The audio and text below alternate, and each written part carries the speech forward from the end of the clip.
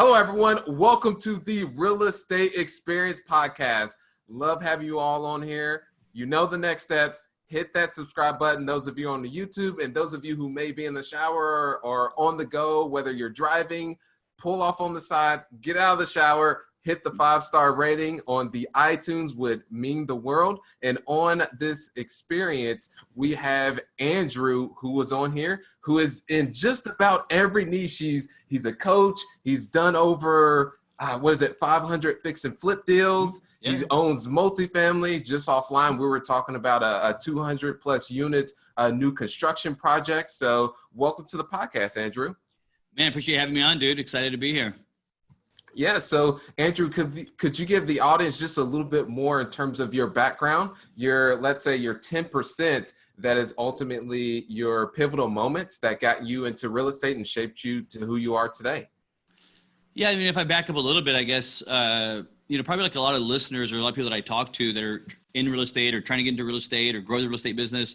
Man, I started off with a family of school teachers. My mom and dad were both school teachers. I went to college to get a degree in school teaching as an educator. And I grew up very, what I would call poor, low middle class. I mean, I grew up on food stamps and WIC and all kinds of those fun times, man. And went to college. I paid for it.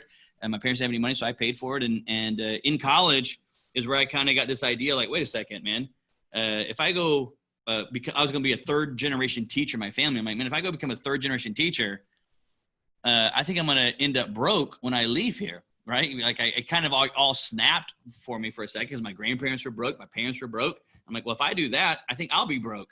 And so that's kind of where that pivotal moment in college where it kind of like hit me in the head, like, okay, dude, why are you actually going to go do this? And what do you really want to do?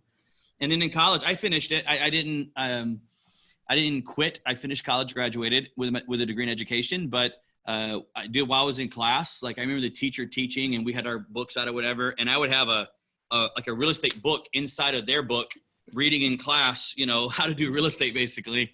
And that's what kind of pushed me into real estate. And then when I graduated. And when was around this when you started to on the real estate side and really learn about that?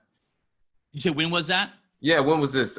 Late teens or? Yeah. So I was, I went to college at 18. So, I mean, I was, probably around into 19, 20 years old. I started just devouring real estate books as much as I could.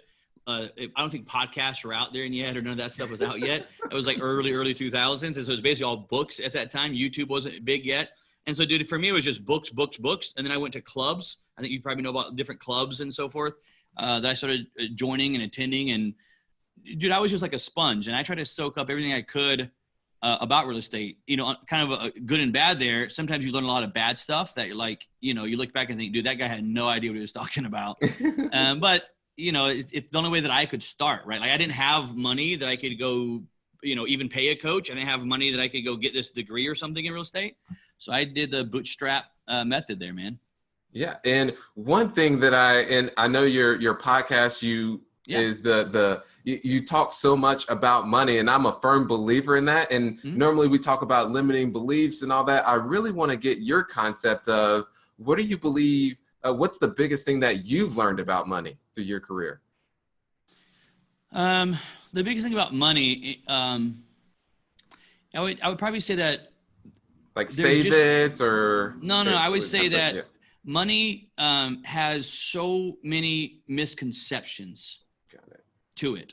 And again, I mean, I travel and speak and I thousands of people that that are on stage and stuff. And what you find out when you bring up the word money, like on stage, just the word money on stage, in a business setting or in a, entrepreneur real estate setting, you can almost see like this cringe that people have, like, wait, you're not supposed to talk about money right now. And I think, again, probably the biggest thing I've learned over the last, 18 years of doing this is there's just too many misconceptions about money. And until you understand how money works, you are wasting your time trying to do real estate, trying to do stocks, trying to do business, I always tell people that what happens is we get this wrong focus, and the focus becomes, and this was me. Okay. I was like, I'm going to go do real estate, and real estate is going to be my way out of this, bad financial situation. And I'm going to build this real estate thing, and I'm going to go do real estate. And we hyper focus on real estate, when the truth of the matter was, what I should have focused on was actually not real estate. What I should have focused on was money, because that was actually what I wanted from my real estate.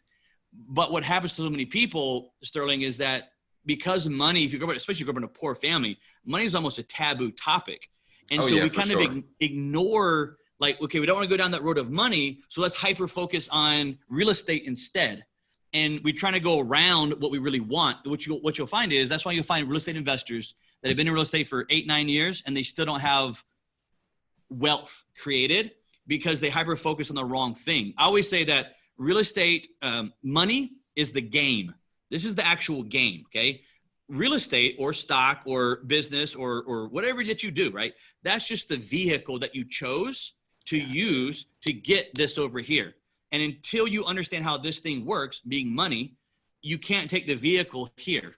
And so I would say the biggest thing is just misconceptions of how money works, operates, what you're supposed to do with it, when you're supposed to do it, where you're supposed to do it, all those things. Is misconceptions is probably the biggest word I'd give you.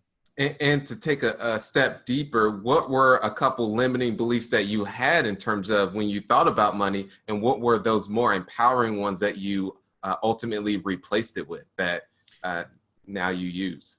Yeah, so you got to think about this. Like, they say that if you do something 75 days in a row, that it will become a habit in your life, basically, right? There's all this like research that says if you just run, you want to jog, right? You just go running for 75 days in a row, no matter what, no matter the weather, just get up and go jogging. If you do it 75 days in a row, you'll create a habit. Mm-hmm. Well, if you think about it, for most people, myself included, when you grow up in a family that doesn't have money, they don't understand money, we don't know how it works. All those sayings that you were told as a kid, a penny saved is a penny earned, or money doesn't grow on trees, and all those different sayings. And it's funny is in class when I'm teaching, I can literally just start a sentence, and then I'll shut up, and the class will finish the statement. I'm like, no, wait a second. How did all of you know this statement? Like, we didn't have the same parents. Like, how did all of us, middle class, lower middle class, poor people all know these same sayings, right? And what happens is, think about it. If something for 75 days is a habit, well, what is it if you did it for 18 years? I wish I had a bomb on here just to hit that right there. I just got cold chills just thinking about that. Yeah, dude, because like at that point, it's no longer a habit. What I say now is that money, whatever you were told and listened to as a kid, is now more of your DNA. And you have this like now money DNA, if you will. It's the fiber that makes it who you are as a person, these beliefs. And that is why I'm telling you, it's why we have generationally poor families and generationally wealthy families. It's because what's being taught at the house, what's being said at money, what's being discussed about money on this side, and then what's going on this side. And it's amazing the different conversations that are taking place between those two sides right there. And because of it, you have generationally poor families like my family, and then you have generationally wealthy families now. And a lot of it's just because of what we understand about money. And those, what we were talking about, the question there was like, were those things that we all heard growing up? Those are those misconceptions that, again, it's like, you can't get financial advice from a broke person. What do you think the outcome's going to be? So you know agree. What I mean? Yeah. And they're telling you what they know and what's gotten them to where they are, but you just never think is, where is that person? Exactly. Well, and I'm not saying that they're trying to by no means hurt. Like my parents did, right? I have a close family. My parents weren't trying to hurt me with money. They were trying to help me.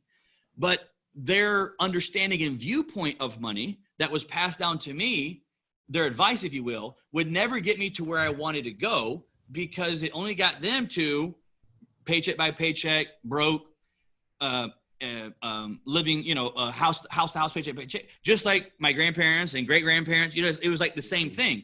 So, I think that the biggest thing you got to understand when it comes to money is that changing point is you got to look at it and say, listen, what I was taught over here, I'm not saying I'm not trying to attack anybody. I'm talking about from my own standpoint of view, like my own family is like, dude, I love them, but that advice was not the right advice for what I'm trying to do in my life. I need to go over here and try to find someone who has money, who has created wealth, not inherited it, but actually built it, created it from scratch, because that's where I'm at. And held on to it. I want to go that way with them and figure out what they did, right? That's one reason I do like the whole money is because I go interview all these people, Grant and Gary and all these people, because I want to know, how did you do it? How did you get there? Like, how did you get to this level? You didn't inherit it, so how did you get here? So I think that's probably, to answer your question, I think that's probably the biggest thing is there's all these just myths and misconceptions and pounding in our head of what not to do, basically. And one last point here I make to you is, here's what's crazy, man. It's one of those myths or misconceptions I talk about. A lot of times what we'll say is like, yeah, there's two different roads of money, two different paths of money, if you will. And you'll hear people say, but those paths are somewhat, they're similar. Yeah, there's some differences, but they're similar. And that's the furthest thing from the truth. When I sit down with a generationally poor person and I sit down with a generationally wealthy person, what this person does and what this person does with money is literally 180 degrees opposites of each other. Example, could you give me an example? This person does it the opposite way of that way. And then this person will say, well, I'm just going to keep doing it. I just got to spend more time at it. And eventually it's going to break. And it's like, no, dude, if that was the case that you just needed more time, why is your family 3 generations broke right now? How many more generations do you need if it was just more time? But again, we kind of convince ourselves that it's just that you got to work hard and grind and just put it out, and eventually it's going to come to you. And it's the path that person is going down versus the path this person is going down. And they're opposites of each other. Not close, not similar, opposites of each other. Got it. And how did you find that person to start replicating and understand how they use money? Because most people are in a situation to where I'm not able to go to my uncle, or do they just Google search and find a Bill Gates and then start to read their books? Or how does that process work? It depends on how you want to go about it. I can tell you how I went about it. I'm not suggesting this for everybody, but I just tell you how I went about it. When I started real estate, it was like 2003, I think, when I did my very first deal. It was a fix and flip deal. And from like 2003 to like 2007-ish, 8-ish, ballpark, don't hold me to this, but I probably did in Atlanta probably 200 or so fix and flips, right? Okay. And that span right there, which is crazy growth coming from no money, no income. Like, I just got out of college, started flipping houses. And then I did one. I was like, oh, I could do 2 of these. I could do 5 of these. It's just about creating systems at that point. But in 2007, 8, of course, the market crashes, right? So the market crashes. Well, I don't know anything about the market. I don't know anything about what's going on, what's happening behind the scenes. All I knew was if I took an ugly house and I made it pretty, I could sell it. If I take an ugly house, I can make it pretty and I could sell it. And so my brain just said, well, dude, I'll just do this forever. I'm making great money and I'll just do this forever. The issue goes back to what we're talking about. I just didn't understand what was truly going on with money. And people around me, an issue that you'll run into is people around you will start thinking like, dude, you're a genius. You've reached these levels. And I had the big houses. I had the crazy cars that I leased out. And I had this crazy lifestyle according to my circle or my pond, if you will. And Gotcha. So they were all like, praising me like, oh my God, you've made it. You're the greatest. And so I thought, yeah, of course I have. I mean, I got money, I got these houses. But in reality, I was a big fish in a small pond. That's what I was going to say. Yeah, the big fish in a small pond. Didn't know anything. You know what I mean? I didn't know what I didn't know. And then when the market crashed, boom, I lost everything and lost. I went through 14 houses. I had to return back to the banks that I was flipping. I lost all my money. Let my employees go. Lost everything. How I started making the change was I just. And was that? Would you say that was the pivotal moment for you? That hey, something's got to change here. Yeah. That was one of those pivotal moments where I said, wait a second, this doesn't make sense. Like, I was able to create this money. When I say create money, I mean like when you buy a house, fix a house up and sell it and you make whatever the number is, example, $35,000. I always call it, you created this money basically, right? Like boom, here's 35 grand that I created. I was able to create money. And so I couldn't figure out like, okay, but why am I not wealthy? Like I could create this money. I did 200 of them. Why am I not wealthy? And that's when I kind of realized, okay, it's not that I didn't understand real estate. It's that I did not understand money. And that's what I actually wanted was money. But at the end of the day, after 200 houses, I was broke. Although I made all this money, I was still broke. And it's because I didn't understand money. So that was one of those pivotal moments where I said, wait a second, I gotta figure out what I actually want from real estate. Like, why am I doing real estate? And the truth of the matter is I'm doing it because I wanted money. And that's not a bad thing. That's one of those taboo topics. Like you can't say, oh, I want money. You're a greedy person. It's like, no, dude, I'm not greedy. I want money because there's stuff I want to do with it. I want to, take my parents on vacation. I want to pay for my sister's college. I want to buy my parents a house. There's things I want to do with money. I can't do that unless I get it. So once I realized that real estate was just a vehicle, what I really wanted was money, the next question became, well, how do I understand money? And for me, what I ended up doing was a friend of mine that I went to college with, his dad also was a real estate investor. He owned about 500 houses, actually just close to where you were up in Chicago. Wow. That's a lot of houses. That's a lot of houses, bro. I got up to 150 single families and exited out all of them. Complete night. Yeah. I'm not saying that I would do it. So make sure you understand that. I'm not saying that I would do that method. But he was a single family, no multifamily. I mean, he had a couple of duplexes and, maybe a triplex or two, but he was basically single family. And they're all in basically one county, but he had these 500 houses. And so I called him up and I said, through the crash, I just noticed he was still moving. He was still in business. He wasn't hurting. And so I called his son up and asked his son, then I called his dad and I said, hey, look, I did all this. I lost all this stuff. I built these houses. And he knew me. And I said, dude, could I just come and intern for you? Like, I just want to, there's something that I'm missing that I want. And I drove a car from Atlanta to Chicago, stayed in one of his rental properties. I gave him 1 year of my life. He paid me like $9 an hour. I worked unlimited freaking hours, but he capped it at 40. So it was like a salary at $9 an hour, basically. But the point was not, I wasn't using that job to make money. I was using that job to pick up what I was missing and why he had money and I didn't, inside the game of money. And that's where I learned, that's where I started the journey of learning. Part of what I call the money is blueprint was from that 1 year internship I did with him. Actually, the book Money Is actually goes pretty in depth with it, talking about like all the stories that he told me and examples that he gave me periodically of what he did with money versus how I structured it or how he managed it versus how I managed it. And that's what put me down that path.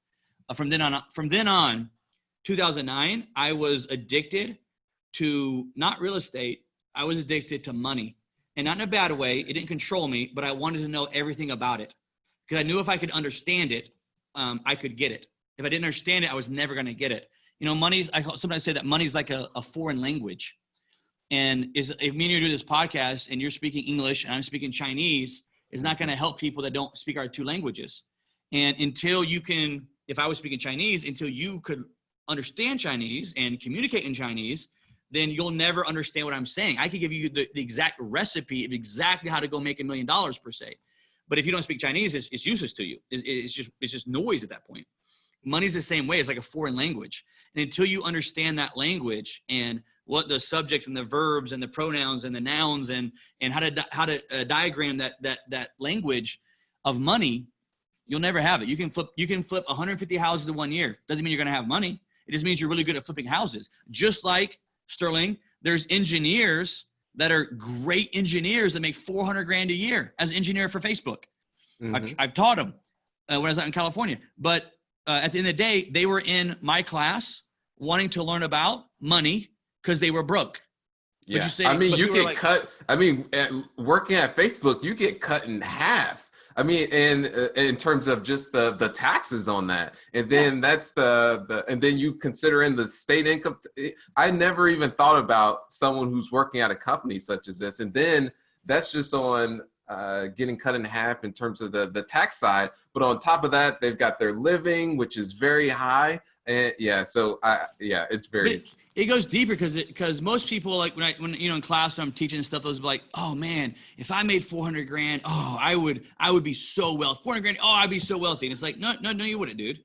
You're missing the point. Like it's the same reason why in a classroom I could have someone making $30,000 a year total, like gross income, $30,000 a year. They're broke. They're living paycheck by paycheck. They're barely getting by. But they're there, okay? And they're wanting to learn about money. In that same identical room, I could have someone making $300,000 a year salary as a doctor. And they're making $300,000 a year salary. And guess what they are? Broke. Still living paycheck. Yeah, exactly. There's paycheck by paycheck. They don't have any money. They don't understand it. it doesn't matter. And what happens is like that person that makes 30 will say, if I made 50, it solved so many problems. If I just made 50 grand. And then when they get to 50, guess what they say? Oh, if I just made 75 grand, it would solve everything. And here's this doctor, if you will, making 300 grand, saying the exact same thing that the person making 30 grand is. Mm-hmm. What the issue is, neither one of them understand money. That's why they're in that boat. The doctor is great at maybe being a doctor. The engineer is great at his career of being an engineer, but there's no direct correlation of I'm a great engineer, therefore I'm great with money, or I'm a great doctor, therefore I'm great with money. It doesn't work that way. You could be a great doctor and horrible at money, and you could be a great waitress at a restaurant or a financial advisor. Oh, don't even get me started. I can't even go to that. And still broke, right? So it's all, like I said, it always goes back to just understanding the language of money. And when you understand the language of money, you can begin to create what you're looking for. Structure it the right way, you can create what you're looking for. Got it. Love it. And those of you, just that segment that we just had, you'll definitely want to review that. Take notes. Hopefully you got your popcorn ready. Going through this podcast, tons of gems and bombs that are dropped. So Andrew, let's shift more to the real estate side. Is your current company, what is the current company that you have in terms of the name on that one that you run everything through? Yeah, so well, that's going to get to multiple like LLCs and different trusts. What's the whole holding company that you have? So the holding company be under what's called Guidant, Guidant. Guidant. That's going to be like the overall, it's called the umbrella of everything, right? And then it breaks down into different trusts and so forth that goes from there, which again goes back into having the right structure, right? But that's the real estate side of it. And then we have other businesses, right? So like there's pieces of like other businesses that I own. Gotcha. Not just real estate as well. So that's why there's so many separations there. And what I was going to mention, what was it ultimately in terms of mindset that allowed you to shift from the single family, the flipping, and then to the multifamily? What did that first deal look like actually? It was just a scaling process, right? Like it got to a point where what I realized was I wanted to be a business owner that made investments. Okay. Got it. So, and that's a difference between what I was. So most people will look and say, my God, if I could do even just 50 fix and flips a year, that's incredible. I can't even do 5 in a year. I can't imagine doing 50. But at the end of the day, you got to remember those 50 houses or 100 houses that I might do that in that year or so, that's me actively working in that business. And as soon as that's done, the income's done, right? Yeah, it's active income, and it also is highly taxable too. Highly taxable, and it's scalable, but it's very hard to scale that business, truth be told. And you're not going to be able to scale it nationwide. You can labor intensive. You can scale it in your area and stuff, and you can get them pretty big, but you're not going to go like public or anything like that. But when I did all the fix and flips, I just realized, like, dude, I don't want to be a project manager, and that's really what I was becoming, was a high level project manager. Running all these fix and flips. I didn't do any of the work myself, but I was really just a project manager. What I realized was I wanted to be a business owner that once I understood money, I wanted to move the money. So there's a whole concept called money movement, which I love the concept of it. But money movement is where my objective, my goal is very simple. I'm only here to make money work for me. That's the only thing that I'm going to do. So for me, it's like, how can I take this money, let's call it employees, right? How can I take these employees and move them into an asset and make that work for me? Just like if you had a restaurant, right? You have employees that you have for this restaurant. Well, you expect those employees to produce for you so that you can produce the profit. Well, money is like the same thing. Just look at money maybe as employees, and your job is to make those employees go to work and bring you back more money. Bring you back more money. And so my whole objective shifted where I said, okay, I'm not going to go out here and do this myself, project manage. I'm going to stay here, and I'm going to find ways to make my money go to work constantly. And so my game began where I said, okay, what can I put my money into? Where can I make my money work for me? Diversify it across many different platforms and have all that money come back to me. And when it comes back to me, this is one of those myths. When it comes back to me, my job is simple. My job is when that money comes back, maybe one of my buildings pays this month and I got $25,000 from that deal. My job is to make that money go. Get out of here. Go back So to not work. save it. So not No. save it as a got it. I mean, there's the point of saving where you have, like, I have my, emergency stashes, and I have my, 12 months of income I could I have settings. There's that type of savings that's more structural for emergency based. But this idea of me saving my money till I retire, bro, Or a rainy day. I am out. I am 100% out on that stuff. My job, and wealthy people, and again, that goes back to that 99% kind of poor or broke mindset. That's like, Poverty it's all about mindset, saving. yeah. It's all about saving. And again, think about this. Who told me to save? My parents. Mm-hmm. But they didn't have any money. But they're like, oh, you got to save your money. How much you have? None. Well, then why didn't you save it? Well, I had to spend it all. But you should save yours. Well, how am I going to save mine? I make what you make. It's like, it's just a dead end road. And also what's very interesting is when you save the money, it benefits more of the banks. And this is one thing I learned from Grant Cardone, and that those banks take that money and then they actually go invest it and lend it and then go earn more. So it's very fascinating. We're getting this whole concept that I teach in class called contributors and creators. So in the game of money, there are only two sides. There's a side that I call the contributors, and there's a side that's called the creators. Creators are the 1% the wealthy. The 98% are known as the contributors. These contributors do the same thing over and over again. And anytime they get money, that money always goes to this side. If you find a wealthy person and you say, hey, where does all your money come from? It only actually comes from one place. So all the wealth only comes from one place, okay? It always comes from this side. The money that this group makes will always flow, money, movement, it will always flow to this side, everything. So I can start off, and in class, I'll break it down and say, you get your paycheck, all right? And when you get your paycheck, the money goes to the bank. The government already took their money out, so you paid them right away. Now you got money in the bank. Now, who do you pay next? You're probably going to pay your mortgage or your lease, all right? Well, let's think this through. Who owns all the mortgages? Wealthy or poor? Wealthy people. Who owns all the houses? Wealthy or poor? Wealthy. So the money transfers from here to here, okay? And then you have your car payment with Ally car payment, okay? Who owns Ally car payment? This side, it goes back over here. You go to the grocery stores, your money goes back over here. You go pay your cell phone at Verizon, it goes back over here. So you go work a job, you get your paycheck, and you move it all back over here. And next week, you go get your job, it comes back, and it comes over here. So the trick of money, big picture, is understanding and learning how to get to this side and play by this set of rules. These are two different sets of rules right here, right? They do the opposites of each other. Creators know how to constantly move money. Basic example. In the movement of money, I could buy a rental house, just a single family house, okay? So I'm going to move my money. My money buys this asset for me, and the tenant goes to work, gets their paycheck, and then perfect. Love that example. Yeah. Which comes to me. So my money was moved into the house, which is always asset-based. My money is moved into an asset-based return. The contributor goes work, gets their money, sends the paycheck to my money now is bringing in more money and sends it back to me. Now that month I got more money. What's my job? Move it again, move it. Every month I have one objective in my account, and it's to move my money, move that stuff. I could go on for hours about money and money movement and contributors versus creators, but I'll stop for now on that. Yes, I just love that concept. And when I saw you on multiple podcasts and interviews talking about money, it's not very many people talk about it. There's a very select few, and then just understanding that, because I'm always just personally wanting to be self-aware of limiting beliefs that I had. Because one of them was, I remember growing up in a similar boat. I was on food stamps, Section 8 housing.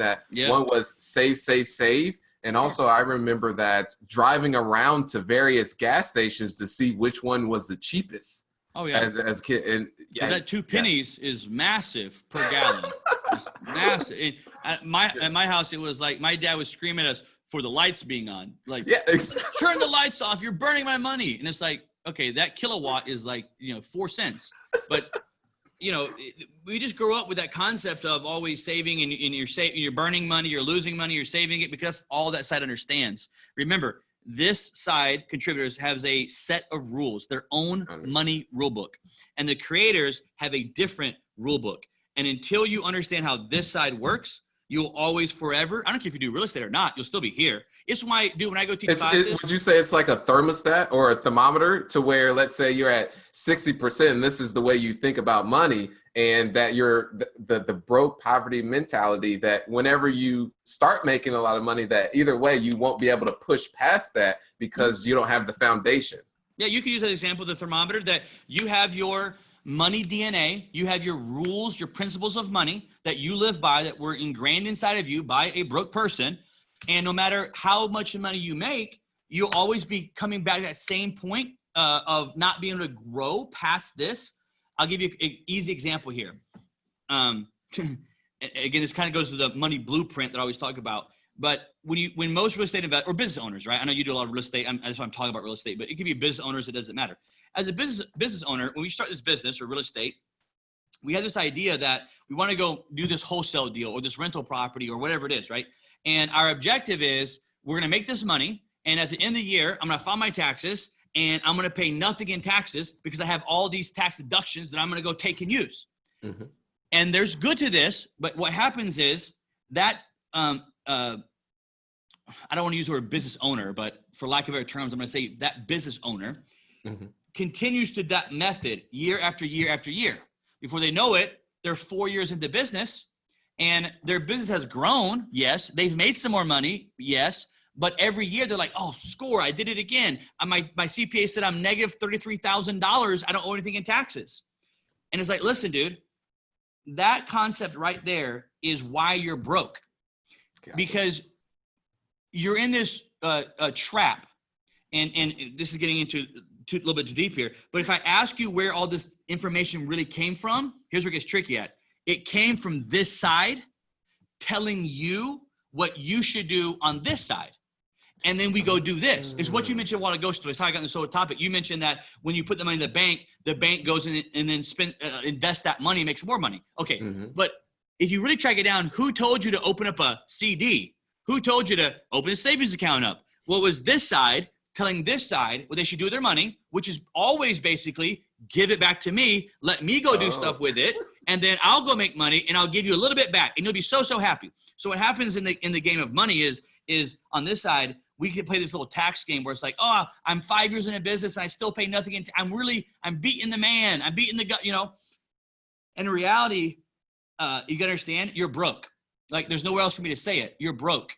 And it's harsh, but you say, no, Drew, man, I have a nice house and I got these cars and I take these trips for business and I deduct all this stuff. Yeah, I get it, dude, but you're broke because at the end of the year, that tax return is not going to lie. I mean, minus you forging it. But when you're showing that you have no money because you spend it on houses, you spend it on cars, you spend it on trips, you spend it on office stuff, well, guess what you don't have anymore?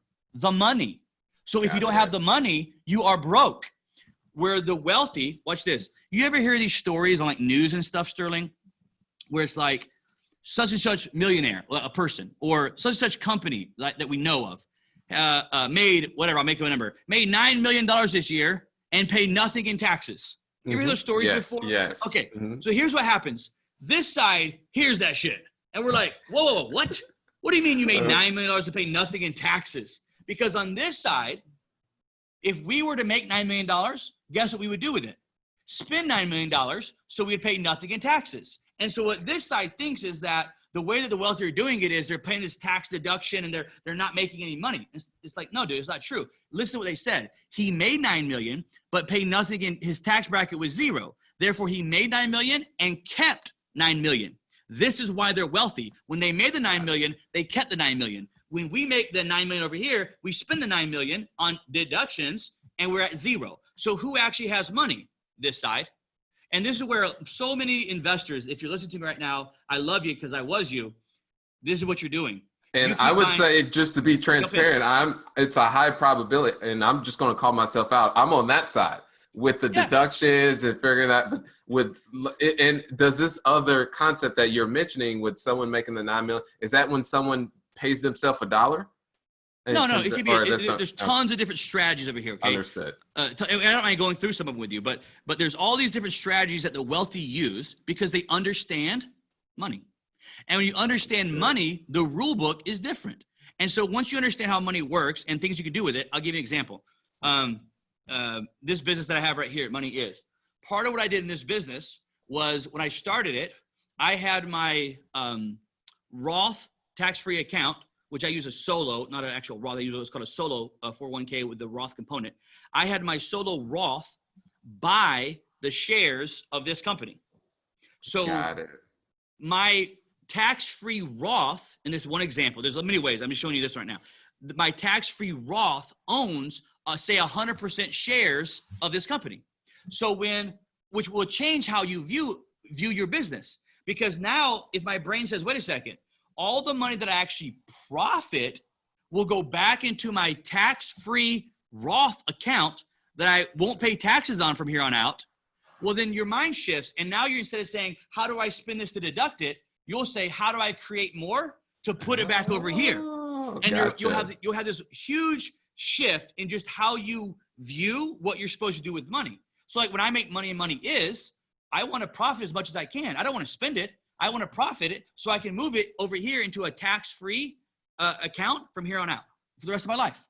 That's just one. There's many different ways to go do it, but that's like one simple way. And if you go follow like a Mitt Romney, who's super, super wealthy. And the reason I mentioned him is because he actually had to show his tax returns when he ran for president in 2012. Before you go into what I also found interesting is when people do these things and they figure out a way to navigate the system legally that it's frowned upon. Like they're using what's out there. Listen, it's only frowned upon by this group. Yeah, exactly. Does that make sense? This group loves it because you got to understand the rules of money. These are rules of money. The rules of money were created by the wealthy, for the wealthy, passed by the wealthy, meaning passed by Congress, the Senate, which in a broad stroke, if you just said, hey, you're United States congressmen, United States senators, are those mainly poor people or they tend to be more wealthy people? And in a broad stroke, they tend to be more wealthy individuals. So think about it. Who makes the rules up of the wealthy? Wealthy, for the wealthy, by the wealthy, and passed into law by the wealthy.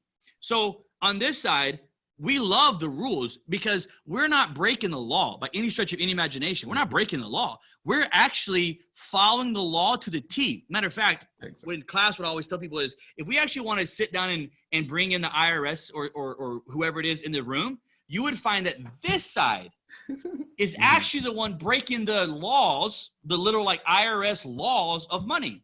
On this side, I'm just going to follow it to the T. Like I know that my CPA, my attorneys, they know it, and I follow that to the T. But these guidelines, these rules of money were written by the wealthy, for the wealthy, passed by the wealthy, which benefits me if I play it the right way. This side will gripe or frown upon this while breaking the law on this side, complaining about them breaking the law. It's crazy. It's crazy. But two different rules, two different sets of rules. So let's get more into real estate. I know we could have I could talk so all much day, bro. Yeah. And so on the real estate side, I'm interested to get how are you finding deals in today's climate? Is it direct owner, brokers? How's that on your side? Yeah, so for me right now, obviously I'm doing bigger projects, right? So we're doing a lot of like land development. We got that multifamily going up I told you about earlier. It's like I think it's $54 million project. It's going from raw land, farmland, all the way up from to apartments on top of it. And then we have storage containers business. We got a development out in like near Grand Teton. I think it's like 104 houses going up over there that we're doing. So look, all that to say, for how I do it now is probably a little bit different than how I started off when I was doing some, single families and wholesale and rental properties and so forth. But one piece that always connects that I think a lot of new real estate investors always mess up on.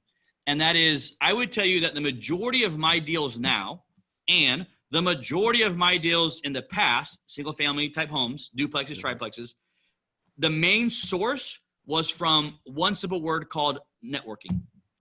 Got it. I am a massive networker.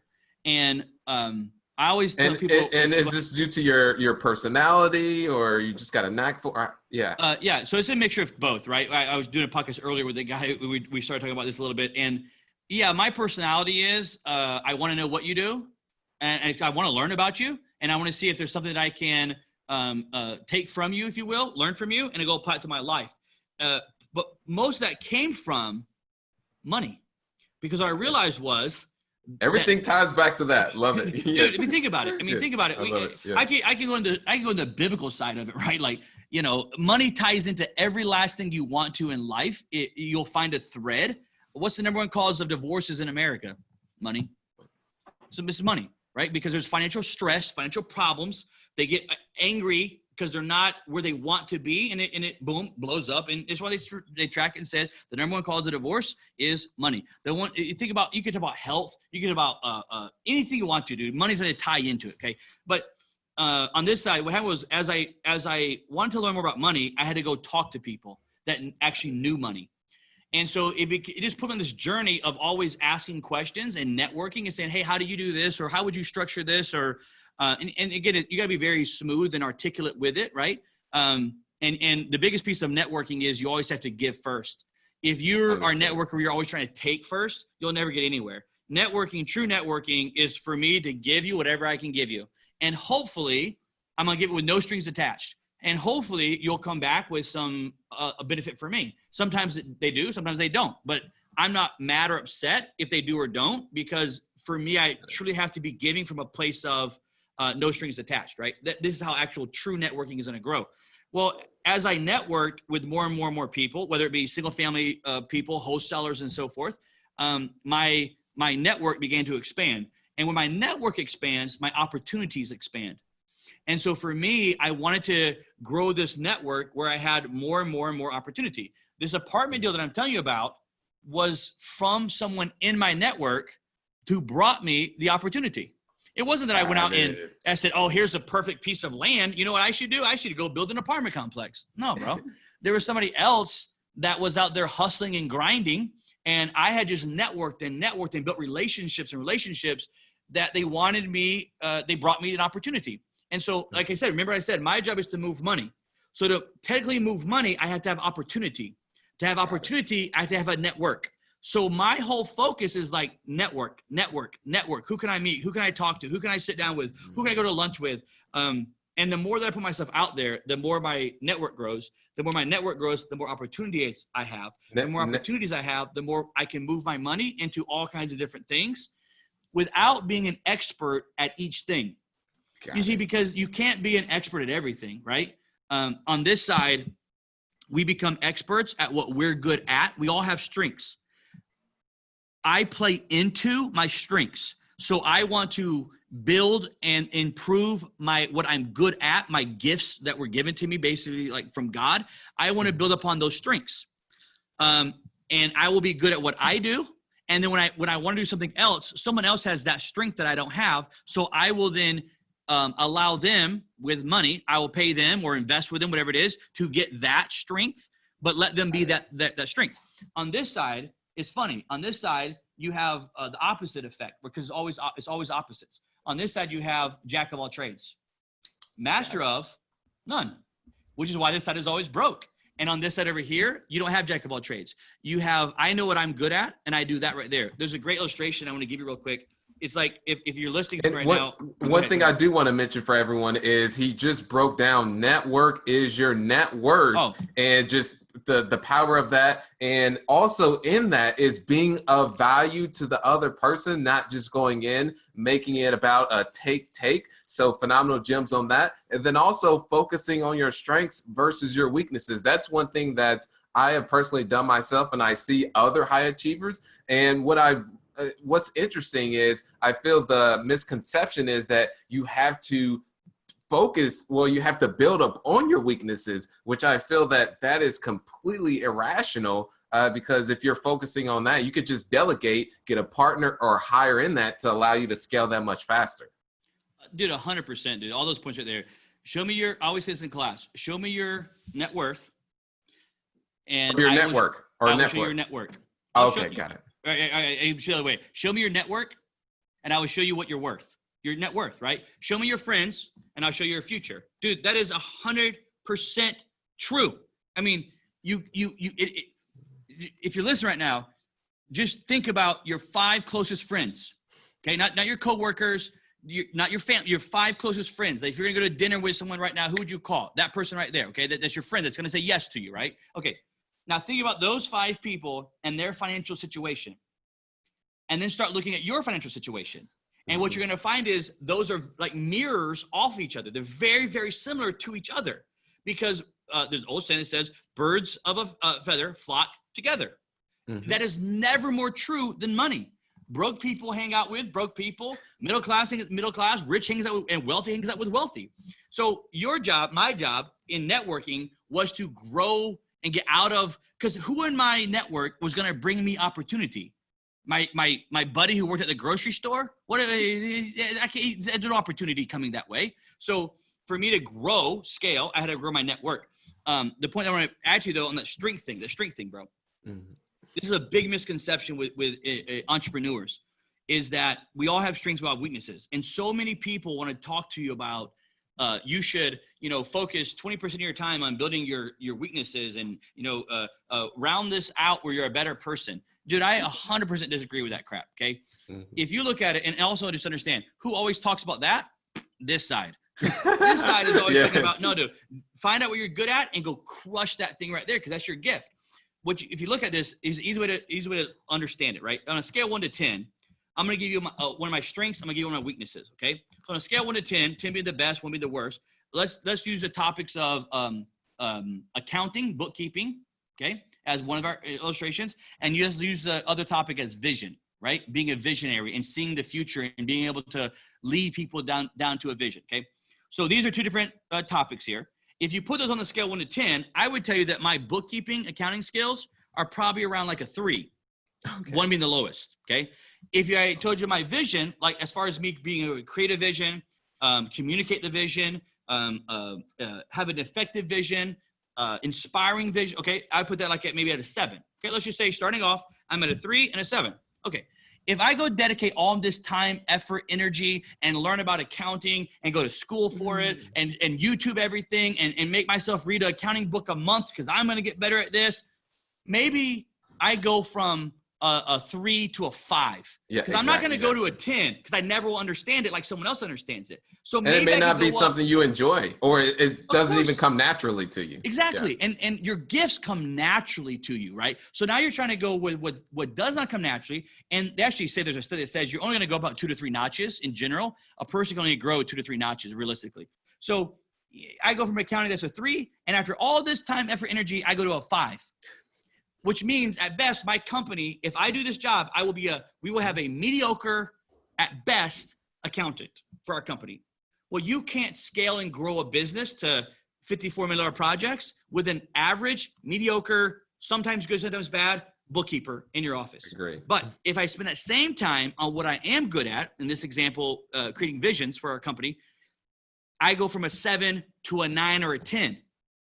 And now all of a sudden you play into your strengths and you've exercised and nurtured those strengths to where now, because you're running your company at a 9 and a 10 level on what you're good at, and then you hire, like, watch this, my accountant is a 10 because that's their strength. So now my company has me at what I do as a 9 or 10, accountants at what they do as 9 and 10s, attorneys at what they do at 9 and 10s, right? And on down the road. So my whole company, I want to be built around 9s and 10s of their gifts, which come natural to them, not, well, I'm a 10 at this and I'm a 5 at this, but we're going to run my accounting because I'm a 5. Dude, that's a road for disaster. So on that strength side, it's why playing into your strengths is positive. Trying to create your negatives, even if you do, you're not going to be a 10. You'll never be a 10 at it. You'll be a 5 or a 6, which is average at best. You can't be average and be great. Those are not the same thing.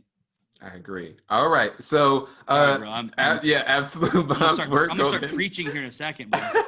So where can people find you, Andrew?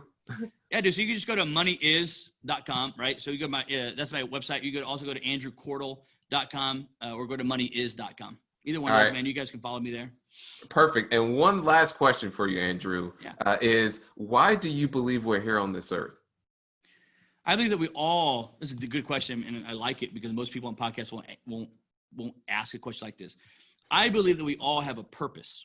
I believe that we were all born with a purpose for our lives. I do not think we were randomly put on earth and we're just floating around and whatever happens, happens.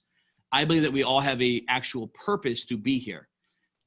When you can live a life, when you find your purpose and you can live a life inside of that groove of your purpose, You will never find more happiness, more joy, more self control. Like, it is the perfect balance of what you should be. We all have different purposes. We're not all the same. We're not all created equally or created the same, but we have all these different purposes. For me, go to money is for a second. Money has became my purpose. Money is more realistically a way that I give back, in the sense of, I want to show you, like, hey, these are the mistakes that I made. And you don't have to learn from your mistakes, just learn from mine. And I'll give you exactly how you should have the right structure, what attorneys you should be looking at, what CPAs and what accountants, and how the tax-free world works. Dude, let me just give it to you. So money is, for me, is that ability to basically give back to people. Like, you got investors right now listening. Dude, we have this whole thing called a blueprint. You just go to that. Like, our CPAs and attorneys will actually just lay it out for you for free. Like, the blueprint's free. It doesn't cost you anything. It's my way to basically live my purpose. And for me, I always ask people, Sterling, money is blank, right? So money means something. And when you can find out what money means to you, you can use that to drive you to what you actually want. Because yes, we all want money, but there's a step past that.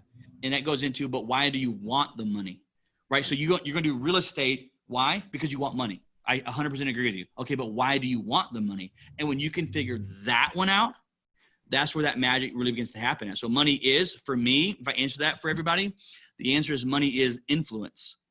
I think the biggest thing that we can have on this earth is influence.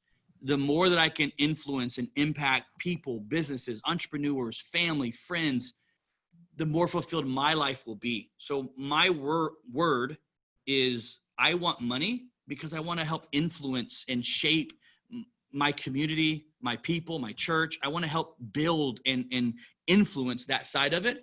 But to do that, I need that money. So that's why I do business. I do business to have money. I have money because I want to influence.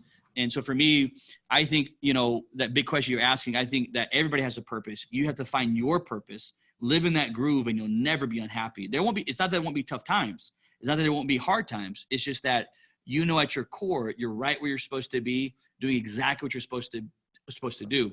To try to help guide you in that, just start asking yourself, money is what? Like, why do I want it so much? Why am I flipping houses? Why am I buying these apartments and taking this risk? I mean, think about it. You're leveraging and taking, borrowing money that most people are like, well, oh my, I can't even imagine borrowing that much of money. And you're raising capital to buy, borrowing money from private investors. Okay, why are you taking all that risk though? Like, well, why? And yes, the first answer is money, but then go deeper. Why do you want it? And when you can get that one, which is why I have money is, because I keep asking people. I have a whole thing where I have a street team that we go to these cities and we have this whiteboard that says money is blank. And we just ask strangers on the street, money means what to you? And it's crazy the answers you get from people, right? But I just want to start that message of, man, why do you want money? Because if you know that, you can live in your purpose, right? You can live exactly what you were created to do and reach that potential you're trying to reach. Gotcha. Thanks so much for being on the Real Estate Experience, Andrew Cordle. Those of you, as mentioned, don't forget to leave that 5-star rating on the iTunes. And then also those of you on the YouTube, whether you're in the shower or on the go, get out of the shower and then also pull up on the side of the road and hit that subscribe button. So thanks, everyone. Keep being awesome. Thanks so much for being on, Andrew. That's it. Thank you. Thanks for listening to the Real Estate Experience. If this has brought you any value, please subscribe and leave a 5-star rating. It would mean the world to me. Now go out there and crush it.